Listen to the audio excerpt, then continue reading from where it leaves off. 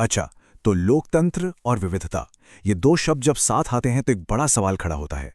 आखिर एक डेमोक्रेसी इतने सारे सामाजिक मतभेदों यानी सोशल डिफरेंसेस के साथ कैसे डील करती है? क्या ये डिफरेंसेस हमेशा हमें बांटने का ही काम करते हैं? चलिए, इसी कॉम्प्लिकेटेड सवाल को समझने की कोशिश करते हैं एक बहुत ही पावरफुल कहानी के जरिए।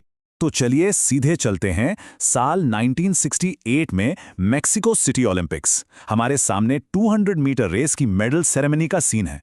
अमेरिका का नेशनल एंथम बज रहा है और पोडियम पर दो एथलीट्स सिर झुकाए अपनी मुट्ठियां ताने खड़े हैं। लेकिन जरा रुकिए, क्या ये सिर्फ एक आम मेडल सेरेमनी है या फिर इस तस्वीर के पीछे कुछ और भी चल रहा है? ये तस्वीर आगे चलकर इतिहास के सबसे पावरफुल पॉलिटिकल स्टेटमेंट्स में से एक बनने वाली थी। तो आइए पोडियम पर हुए इस प्रोटेस्ट की कहानी में थोड़ा और गहरा उतरते हैं। तो ये जो दो अमेरिकन रनर्स पोडियम पर खड़े हैं, ये हैं टॉमी स्मिथ, जिन्हें गोल्ड मेडल मिला, और जॉन कार्लोस, जिन्होंने ब्रॉन्ज मेडल जीता। और ये दोनों एथलीट्स अफ्रो अमेरिकन थे। अब सवाल उठता है कि ये अफ्रो अमेरिकन कौन है? देखिए, ये टर्म उन अफ्रीकी लोगों के वंशजों के लिए यूज होता है जिन्हें 17वीं और 19वीं सदी के बीच गुलाम बनाकर अमेरिका लाया गया था। और ये दोनों एथलीट्स उस वक्त अमेरिका में नस्लीय भेदभाव यानी रेशियल डिस्क्रिमिनेशन के खिलाफ चल रहे एक बहुत बड़े सिविल राइट्स मूवमेंट का हिस्सा थे। तो इसी एक कहानी से हम कई चीजें समझेंगे, जैसे कि समाज में बंटवारे की जड़ें कहाँ होती हैं, सामाजिक अंतर कितने तरह के होते हैं, और आखिर में डेमोक्रेसी और सोशल डिवीजन का आपस में क्या रिश्ता है। अब ये पार्ट ना सच में बहुत दिलचस्प है। उनका ये प्रोटेस्ट कितना गहरा और सिंबॉलिक था, जरा देखें। उन्होंने जूते नहीं पहने थे, सिर्फ काले मोजे, ये दिखाने के लिए कि अश्वेत लोग कितने गरीब हैं। स्मिथ का जो काला स्कार्फ था वो ब्लैक प्राइड का सिंबल था, और कार्लोस के गले में जो मोतियों की माला थी वो उन लोगों की याद में थी जिन्हें मार दिया गया था। और आखिर में वो उठी हुई मुट्ठियां और काले दास्ताने, ये ब्लैक पावर का प्रतीक थे। और पता है, वो इस प्रोटेस्ट में अकेले नहीं थे।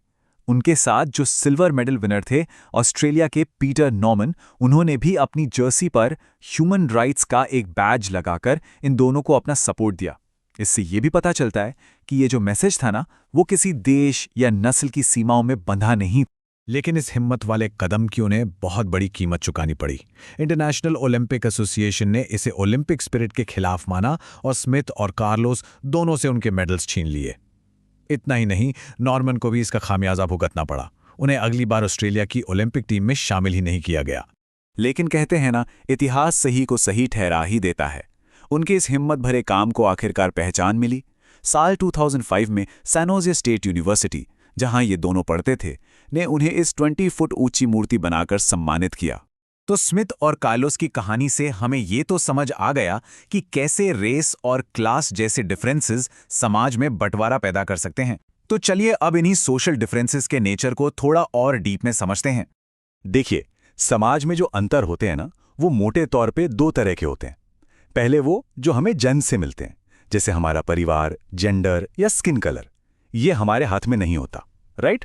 और दूसरे वो अंतर होते हैं जो हम खुद चुनते हैं, जैसे हमारा प्रोफेशन, हमारी पढ़ाई या कभी-कभी हमारा धर्म भी। और यहाँ एक बहुत जरूरी बात समझने वाली है, वो ये कि हर सोशल डिफरेंस सोशल डिवीजन यानी सामाजिक बंटवारे की वजह नहीं बनता। अक्सर अलग-अलग सोशल ग्रुप्स के लोग अपने ग्रुप से बाहर भी कई समानताएं शेयर करते हैं, ठीक वैसी ही जैसे हमने स्मिथ, कार्लोस और नॉर्मन के केस में देखा। तो सवाल यह है कि आखिर ऐसा क्यों होता है कि कुछ डिफरेंसेस तो झगड़े और संघर्ष की वजह बन जाते हैं जबकि कुछ नहीं बनते? इसे समझने के लिए हमें दो बहुत ही इंपॉर्टेंट कॉन्सेप्ट्स को देखना होगा। सोशल डिवीजन या सामाजिक बंटवारा तब होता है जब किसी एक तरह का सोशल डिफरेंस बाकी सबसे ज्यादा इंपॉर्टेंट हो जाता है। जैसे अमेरिका में अश्वेत होना अक्सर गरीब होने और भेदभाव झेलने से भी जुड़ जाता है। तो यहाँ क्या हो रहा है? यहाँ रेस और क्लास, ये दोनों डिफरेंसेस एक दूसरे को और मजबूत कर रहे हैं, जिससे समाज में खाई और भी गहरी हो जाती है। चलिए इसे दो देशों के उदाहरण से समझते हैं। एक तरफ है नॉर्दर्न आयरलैंड। वहाँ कैथोलिक और प्रोटेस्टेंट के बीच का धार्मिक अंतर उनके अमीर गरीब होने से भी जुड़ा है। कैथोलिक लोग ज्यादातर गरीब रहे हैं, जिससे वहाँ बहुत ज्यादा संघर्ष हुआ। दूसरी तरफ है नीदरलैंड्स। वहाँ भी कैथोलिक और प्रोटेस्टेंट्स हैं, लेकिन दोनों ही ग्रुप्स में अमीर और गरीब लोग हैं। तो यहाँ धर्म और क्लास के अंतर एक दूसरे को काटते हैं, ओवरलैप नहीं करते। इसीलिए वहाँ समाज ज्यादा पीसफुल है। तो मतलब सीधा सा है जब कई सारी मुश्किलें एक साथ जुड़ जाती हैं तो वो समाज में गहरी दरारें पैदा करती हैं। लेकिन जब डिफरेंसेस एक दूसरे को काटते हैं तो उन्हें मैनेज करना कहीं ज़्यादा आसान हो जाता है। तो इन सारे सोशल डिविजन्स का राजनीति से क्या लेना देना है? बहुत गहरा लेना देना है। आइए देखते हैं। अब देखिए, पहली बार में सुनने में लगता है कि पॉलिटिक्स और सोशल डिवीजन का कॉम्बिनेशन तो बड़ा खतरनाक होगा, लेकिन मजे की बात यह है कि एक डेमोक्रेसी का काम इन बंटवारों को खत्म करना नहीं बल्कि उन्हें मैनेज करना है। तो पॉलिटिक्स में सोशल डिविजन्स का दिखना नॉर्मल है, पर इसका नतीजा क्या होगा ये 3 बातों पर डिपेंड करता है। पहला, लोग अपनी पहचान को कैसे देखते हैं? क्या वो खुद को सिर्फ एक ही ग्रुप का हिस्सा मानते हैं या फिर वो अपनी कई पहचानों को अपनी नेशनल आइडेंटिटी के साथ जोड़कर देखते हैं? दूसरा, पॉलिटिकल लीडर्स अपनी मांगें कैसे सामने रखते हैं? क्या उनकी मांगें संविधान के दायरे में हैं? और तीसरा, सरकार का रिएक्शन कैसा होता है? क्या सरकार बातचीत से रास्ता निकालती है या मांगों को दबाने की कोशिश करती है? और इन फैक्टर्स के नतीजे कितने अलग हो सकते हैं ये स्लाइड साफ दिखाती है। यूगोस्लाविया में धर्म और जाति के नाम पे पॉलिटिक्स हुई और नतीजा देश कई टुकड़ों में बंट गया। वहीं दूसरी तरफ बेल्जियम है, वहां की सरकार ने भाषा के आधार पर जो मतभेद थे उन्हें बड़े अच्छे से संभाला और देश को एक साथ बनाए रखा।